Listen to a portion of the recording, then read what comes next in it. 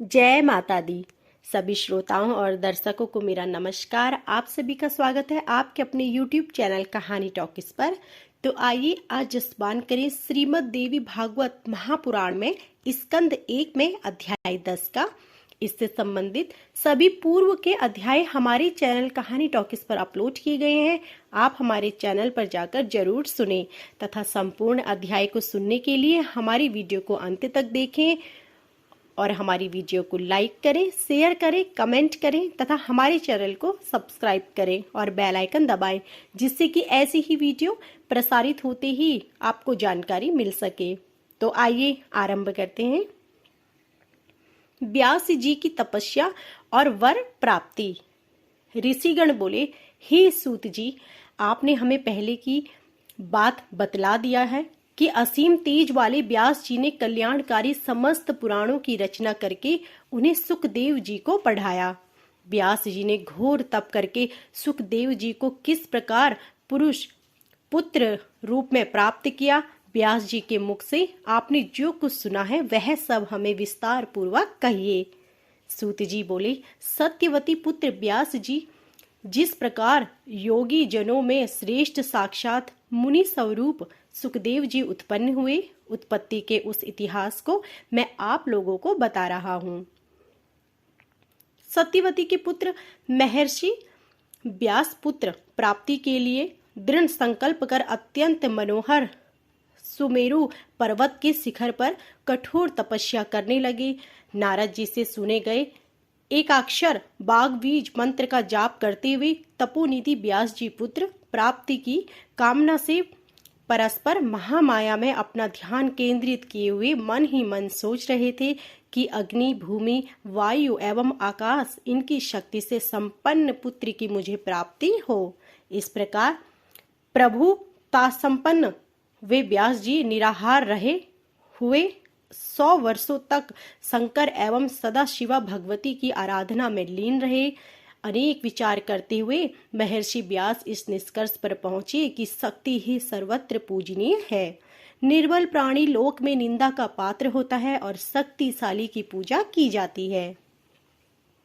जहां पर्वत शिखर पर कर्णिकार पुष्प के अद्भुत वन में देवता एवं महातपस्वी मुनि व्रत विहार करते हैं, जहां सूर्य, वसु, रुद्र, पवन, अश्विनी कुमार एवं ब्रह्म वेदताओं में श्रेष्ठ अन्य मुनिजन निवास करते हैं, मधुर संगीत की ध्वनि से मुखरित उसी समीरु पर्वत की चोटी पर सत्यवती नंदन धर्मात्मा व्यास जी ने तपस्या की।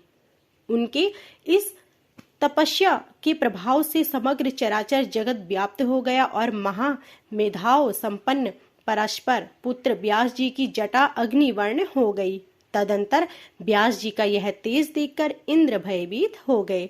तब इंद्र को भयाक्रांत तथा व्याकुल देखकर भगवान शंकर जी उनसे कहने लगे। शंकर जी बोले, हे सुरेश्वर, आपको क्या दुख है? हे इंद्र, आज आप इस तरह भयग्रस्त क्यों हो? तपस्वियों से कभी भी ईर्ष्या नहीं करनी चाहिए, क्योंकि मुनिगण मुझे शक्ति संपन्न जानकर ही तपस्या करते हैं।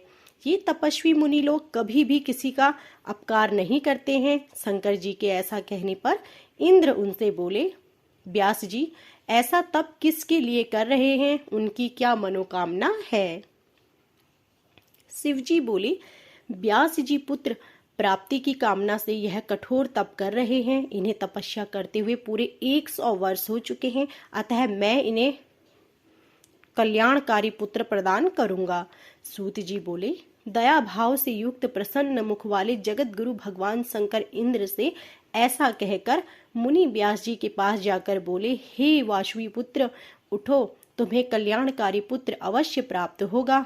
हे निष्पाप, तुम्हारा वह पुत्र सभी प्रकार के तेजों से संपन्न, ज्ञानवान, यशस्वी और सभी लोगों का सदा अतिशय प्रिय, समस्त सात्विक गुणों से संपन्न तथा सत्य रूपी पराक्रम से युक्त होगा। सूत जी बोले, तब शूलपाणी शंकर जी का मधुर वचन सुनकर उन्हें प्रणाम कर द्वैपायन व्यास जी ने अपने आश्रम के लिए प्रस्थान किया।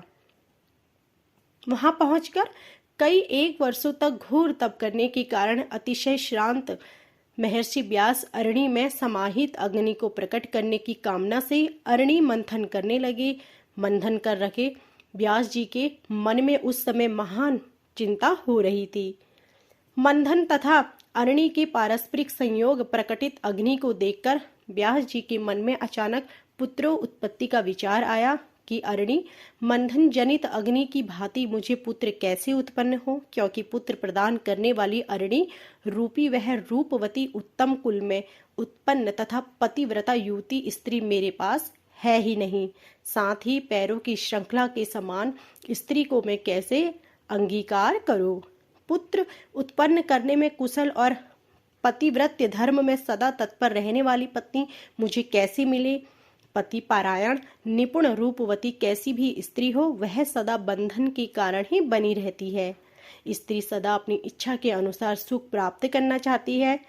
शंकर जी भी नित्य स्त्री के मोह पाश में फंसे हुए रहते हैं। अतः अब मैं अत्यंत विषम ग्रह स्त्राश्रम धर्म को किस प्रकार अंगीकार करूं। व्यास जी ऐसा विचार कर ही रहे थे कि आकाश में समीप में ही स्थित घृताची नामक अप्सरा उन्हें दृष्टि गोचर हुई।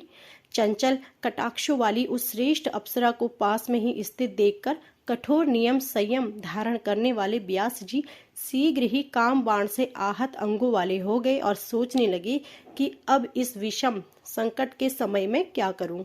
धर्म के समक्ष इस दुर्जय काम वासना के वशीभूत होकर यदि मैं छलने के लिए यहाँ उपस्थित हुई, इस अप्सरा को स्वीकार करता हूँ, तब ऐसी स्थिति में महात्मा तथा तपस्वी गण मुझ कामवासी शक्ति से विहल्क का यह उपहास करेंगे कि 100 वर्षों तक कठिन तपस्या करने के पश्चात भी एक अप्सरा को देखकर महातपस्वी व्यास इतने विवश हो गए।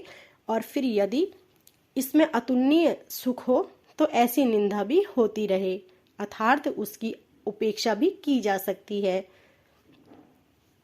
ग्रह स्त्राश्रम पुत्र प्राप्ति की कामना पूर्ण करने वाला, स्वर्ग की प्राप्ति कराने वाला तथा ज्ञानियों को मोक्ष देने वाला कहा गया है, किंतु वैसा सुख इस देव कन्या से नहीं प्राप्त होगा। पूर्व काल में मैंने नारद जी से एक कथा सुनी थी, जिसमें राजा पुरुरवा उर्वशी के वशीभूत होकर अत्यंत संकट में पड़ गए थे। तो यह थी हमारी आज की संपूर्ण अध्याय। आशा करती हूँ कि आपकी हमारी यह वीडियो पसंद आई होगी।